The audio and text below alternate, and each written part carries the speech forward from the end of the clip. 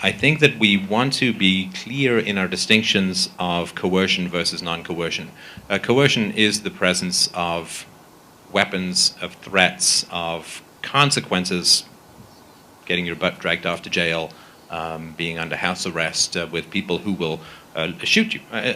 All laws come down to the threat of murder. I mean, people stay in jail because if they try to escape, they are killed. I mean, if some guy comes into my house in Canada, I have the right, I'm sure it is here too, some guy kicks in my door, you have the right of self-defense. In other words, if the only way that you can prevent the aggression is to use force, then you use force. And to me, this is morally legitimate. It's unfortunate, you don't want to have it, but you have that right.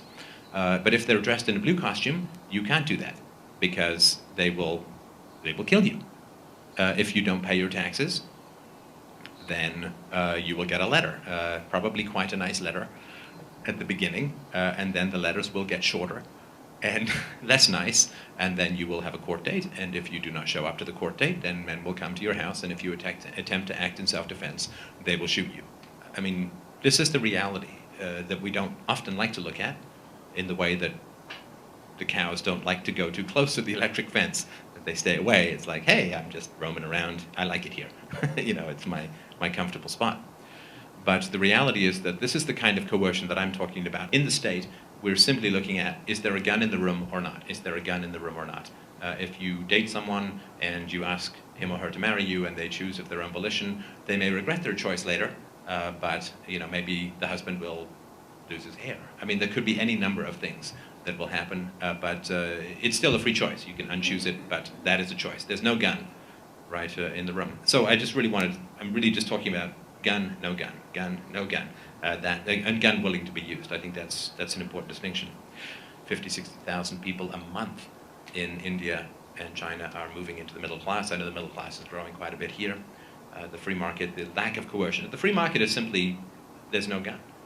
Doesn't mean you don't have regrets. We've all bought stuff that we didn't like, but it may be too late to return it, but it's still a choice. Choice doesn't mean perfection. Choice just means no, not one of these in the room, and where you have tariffs and taxes and controls and even minimum wages. I mean, this is the introduction of coercion. In the post-war period in the United States, poverty was declining 1% a year until the welfare state came in. As we all know, since the introduction of the welfare state, poverty has, the gap between rich and poor has widened. Enormously widened. Does anyone know how much in America personal wealth has declined in the past 4 years? I just read this yesterday. It is a shocking number. Does anyone know? 40%. 40%. Is this because we have an excess of free markets in the States? No. Government has continued to grow and continue to grow. As governments grow, inequality grows. Think of the Soviet Union. I mean, where they had the Politburo and the rich, they had all their Dachaus on the Black Sea and the Caspian Sea, and you know, the Ivan Denisoviches were laboring for less than we could imagine, and laboring for fruit with bugs in it. I mean, it was horrible. So I agree that poverty is a huge problem. My friend here was talking about rights, that the government is really good at extending rights. No, no, no. Government is really good at restricting rights. And then when we take away the government restriction of rights, when we forbid them to use force in certain areas, suddenly they claim that they've expanded rights. I mean, who enforced slavery? The government enforced slavery. You couldn't have slavery if you had to go and catch your slaves yourself. Well, they just run off. And what are you going to do? No, you have slavery because the government will go and catch them for you and bring them back. It is the government that enforces slavery. Who didn't enforce the rights of contracts for women? It was the government. Government didn't do that. And you can sort of go on and on. I mean, in Canada, the government says it's perfectly fine to hit your children if they're between 2 years and 12 years of age. You see, 12 years in 1 day. It's wrong. 1 day short of 2 years, it's wrong. Next day, it's right. I mean, it's crazy, right? I mean, so it is the government that is failing to protect this. This is not something that the government solves. This is a problem the government creates, and the degree to which we restrict and control and minimize the power of the state is the degree to which we get equality in society. And so I agree that poverty is a big problem. Then the biggest governments should have the least poverty and the greatest equality, but we see over and over again, as government power grows, inequality grows, the middle class gets hollowed out. You get this polarization. The rich use the power of the state to line their own pockets. They use the legal protections of one of the greatest evils called corporatism, called corporations. Corporations are huge legal shields that the rich hide behind to escape the consequences of their actions. Remember that BP oil spill? How many BP executives lost their homes because they weren't taking care of their rigs? How many bankers went to jail for destroying trillions of dollars of the world's wealth? 0. How many protesters went to jail in the United States for singing Van Morrison in a public park? 2,500. The power of the state enriches the rich, impoverishes the poor. We're just driving around, and we were talking about this yesterday when we went walking around Sao Paulo.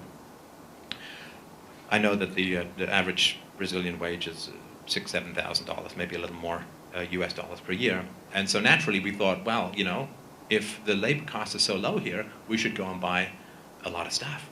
You know, we should be, you know, rich, evil, gringo capitalists come in and buy a bunch of stuff, which would bid up wages, which would increase everybody's income over the long run. We went to the mall. I looked at a nice pair of slingback pumps. No. But we looked at shoes, and they were more expensive than Canada. We looked at the electronics. It's like, well, not too bad. The tax is what? 100% on an iPad. And so we can't. And is that because the government is doing something to help the poor? No. The government is not helping the poor because the government is not letting us purchase stuff, thus driving up the wages of the poor. The only way to raise the wages of the poor, not pass laws and point guns at people who won't hire them for more, raise the demand for the poor, which means lowering barriers to trade. Lowering barriers to trade always drives up. This is a sustainable way to increase the wealth of society. Passing laws, pointing guns at you and giving the money to you, I mean, it completely distorts everything. Completely distorts everything. So my argument is, when you take the gun out of the room, human society, human interactions, human relationships, human economics always improve. Not necessarily for everyone all the time, of course not, right? But in general, that is the very, very clear trend. As government powers go down, the human condition improves. As government power increases, the human condition decreases. I mean, to do all of this stuff, to do all of the social engineering, the welfare state and this and that, the government has to do two things which are unbelievably bad for people. Number one, it has to take control of the money supply, right? Because to give people things, if you don't control the money supply, if you have a gold standard, or whatever it is that maintains the value of currency, because I know in South America the value of currency can be quite an exciting thing, as it is now for the rest of the world. If you want to give people things for free, you've got to take control of the money supply, because it doesn't work otherwise, right? So if I say, well, I want to give everyone $100, 100 reals, what do I have to do? I got to tax them about 200 reals, because I got to pay my people who move all this money around. I got to pay the tax collectors. I got to pay the people who make sure nobody's cheating. I got to make sure nobody's dead and trying to collect. Or I got to, you know, I got to have the bureaucrats who are going to process the checks. And so I have to tax you. And how many politicians would say this? Aha! I'm going to pay you 100 reals and tax you 200 reals. Vote for me. I mean, this would not be anybody. So in order to give people the 100 reals, you have to take control of the money supply so you can print the money. And the people say, hey, look, I have 100 reals. How fantastic. But it only buys 20 or 30 or 40 reals worth of stuff, because it's all so much. And then, of course, when they control the money supply, they have to control the interest rates. Because if you print all this money, the interest rates go up. And all the money that you've borrowed to bribe all these people, interest rate goes up. And then the taxes have to go way up. And then everybody realizes what a game. Right? The Europeans are figuring this out. Fiat currencies last about 30 or 40 years, and the US went fiat in 1971, and it was in the 70s and 80s, and you know, it's about 30, 40 years that it lasts, and the euro is, you know, it's all, when you study history, it's all around it, right? Same thing over and over again. Everybody's just surprised who haven't read about the past. So the increased government power and inflation is the worst thing for the poor, because the rich can do defensive things with their money, but when the poor are poor and the price of bread is going up, this is unbelievably catastrophic. So this idea that you can appoint some group, the last thing I'll say is, if we are interested in equality, there is no greater inequality between those who control the money supply, who control the interest rates, who can sell off the unborn productivity of future generations for the sake of bribing people in the here and now. And this is inevitable with the state. This is not the state gone wrong. This is the state. You bribe people to get their votes, and you pay them off by selling off fetuses to Chinese bankers. It is unholy. And this is all over the world. There is no exception to this, particularly in democracies. And it's repetitive from the Roman Empire down to the present. You give people shallow entertainments, reality TV, Telemundo. You give them this stuff, and you bribe them with printed money and borrowed money. And the power to do that is the greatest inequality. I cannot type whatever I want into my bank account. I've tried. It's a read-only field. Total bummer. But the government can do that. There's no greater power than the power to control money, the power to control interest rates, and the power to sell off the productivity of the unborn. And there is no equality that can come out of that moral and legal and philosophical inequality within society.